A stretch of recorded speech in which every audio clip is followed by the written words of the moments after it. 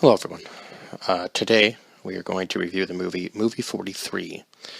So I do remember watching this movie before, and maybe it's just because of the time it was made. The jokes were funny, just due to that, due to the time that it came out. I don't know, because it felt like going back and watching this again, I thought I was going to get more laughs out of it. Not to say that some of it wasn't funny, but it was almost like it was trying to be like shock value funny, and it didn't really work out the way that it was supposed to, because some of it was just a little over the top and more gross than anything else, really. And I'm surprised some of these actors put themselves through that, to be quite honest. So it basically starts out with this guy, Dennis Quaid playing Charlie Weiser, or Wessier, trying to pitch his movie to this guy named Griffin, who was played by Greg Kinnear. And there's a whole bunch of other actors in this movie. They had Halle Berry, Emma Stone, Richard Gere, Liev Schreiber, Common, Will Sasso, Seth MacFarlane, Hugh Jackman, Kate Winslet. I'm just naming out the ones that I absolutely know. Naomi Watts, Anna Faris and Chris Pratt were in it. J.B. Smoove, Kieran Culkin. That's why I thought he looked familiar. Who else do they have in it? Kate Bosworth, Jack McBrayer, I believe is how you say his name. Justin Long was in this. Jason Sudeikis, Uma Thurman, Bobby Cannavale, Kristen Bale, Kristen Bell. Jesus. There was other people in this too, because it was so many different like random skits. Christopher Mintz-Plasse, Chloe Grace Moretz was in this.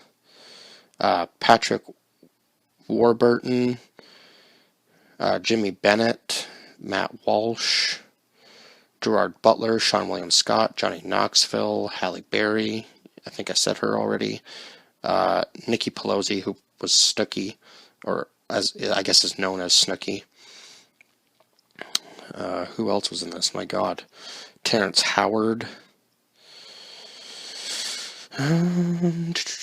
Yeah, there was like a huge... and Elizabeth Banks, Josh Duhamel was in it. That's who I was trying to think of. So it was just a bunch of like random put together skits that this guy was trying to pitch to put together as one movie, I suppose. So it was shorts, is what they called it. It was basically just a movie of shorts. Now I know there has been movies done like this before, but I don't know if it was ever done in this style.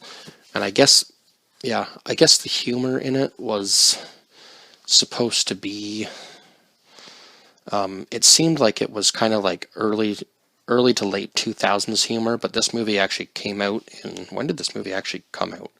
Because it says on Amazon that it came out in 2013.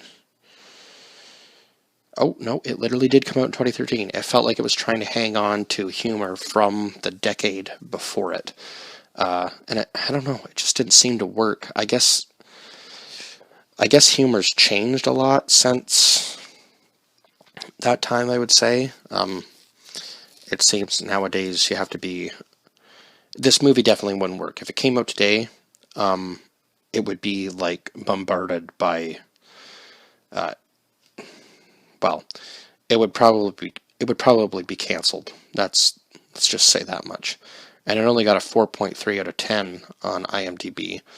I don't know, man. It was just weird, and some of the humor was just...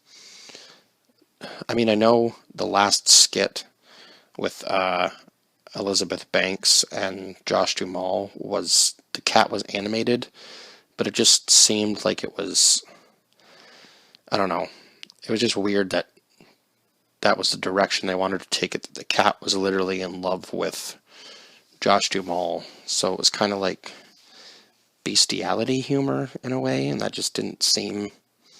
It was just, yeah, it was just weird.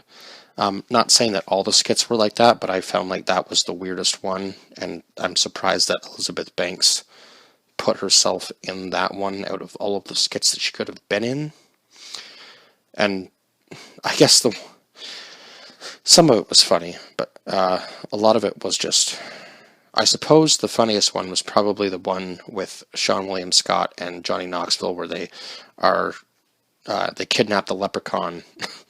And Gerard Butler played. I think he played both the leprechauns, actually, to be honest with you.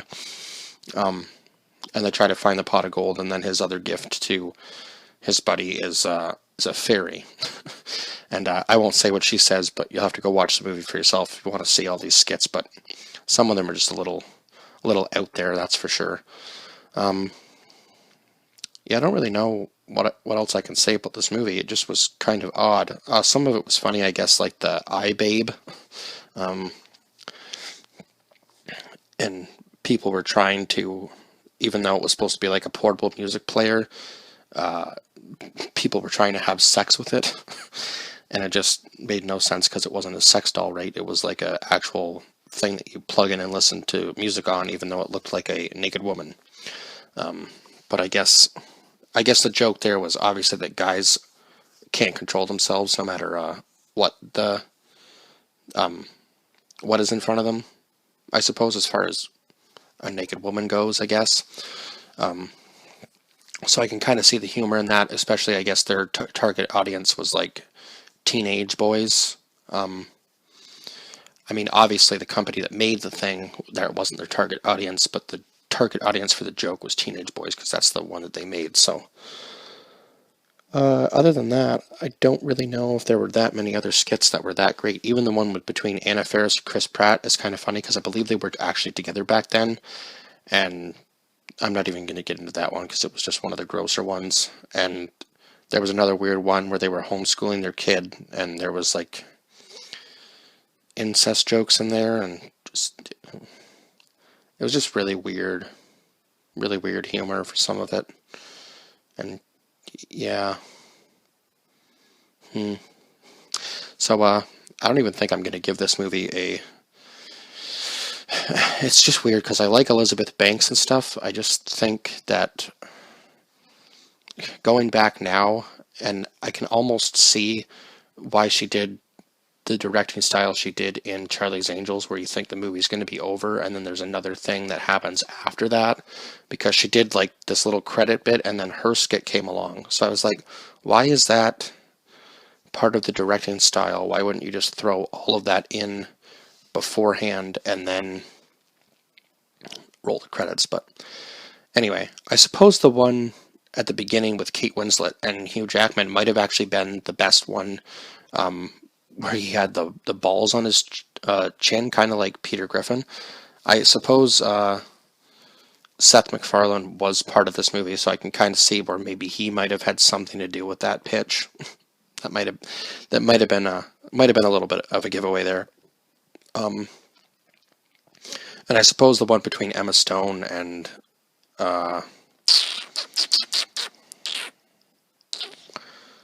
it's funny that you have to scroll so far for one person and the other person's like right up at the top. Where is he? He might actually be further ahead, I'm not sure.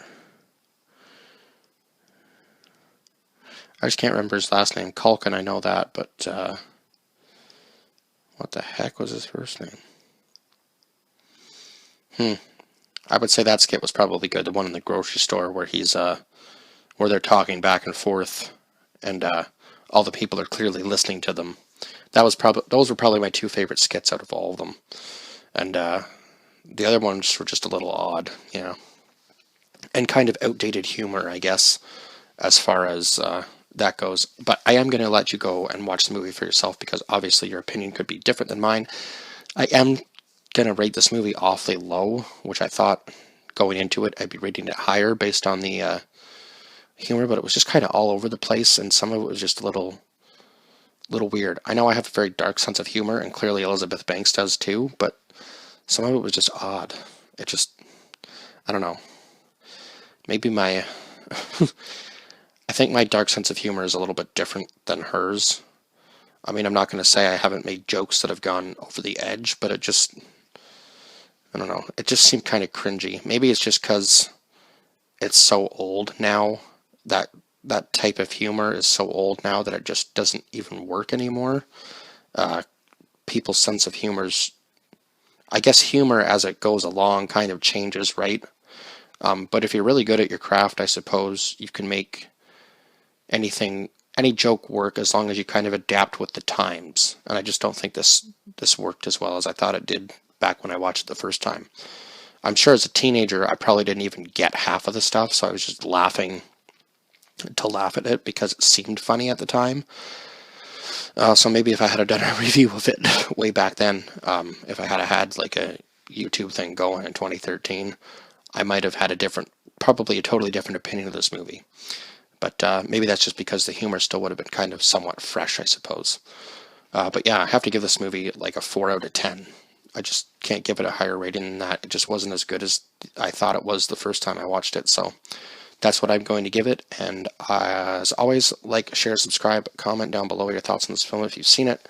If not, still go watch it because everybody's opinion is going to be different, right? It just makes sense to go watch a film for yourself and not take everybody else's word for it, because I never do that. Sometimes I am blown away by the films that people say are bad, and sometimes I am disappointed by the films that people say are good. So, but I never listen to internet critics like Rotten Tomatoes and stuff because they are all over the place with films that are good and bad, and you never really can know what one critic is going to say versus the other because everybody's opinion is different, right? So go watch it for yourself if you are a movie lover. And I will see you guys the next one. Bye bye for now.